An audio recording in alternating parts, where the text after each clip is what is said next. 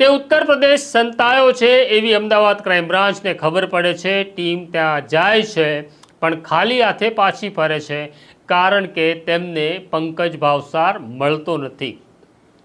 આ દરમિયાન એક બાતમીદાર પોલીસ ઇન્સ્પેક્ટર મેહુલ ચૌહાણ પાસે આવે છે અને બાતમી આપે છે કે તમે જેને શોધી રહ્યા છો એ પંકજ ભાવસાર ઉત્તર પ્રદેશના ગામમાં સંતાયો છે અને જો તમે ત્યાં પહોંચો તો પંકજ પકડાઈ જાય।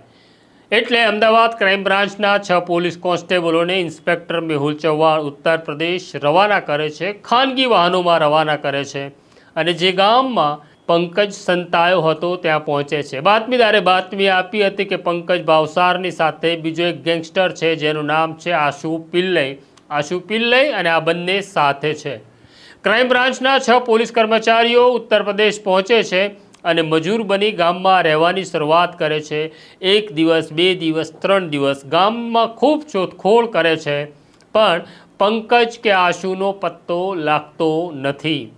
ત્યારે બાતમીદારનો ફરી સંપર્ક કરવામાં આવે છે। ત્યારે બાતમીદાર એક વધારાની જાણકારી આપે છે કે પંકજ છે એ સામાન્ય કદકાઠીનો છે, જેનું વજન માત્ર 35 કિલો છે અને તેને ટીબીની બીમારી છે, જ્યારે આશુ પણ છે પણ આશુને દારૂ પીવાની ટેવ છે, એટલે દારૂ પીવા તો ચોક્કસ બહાર આવશે।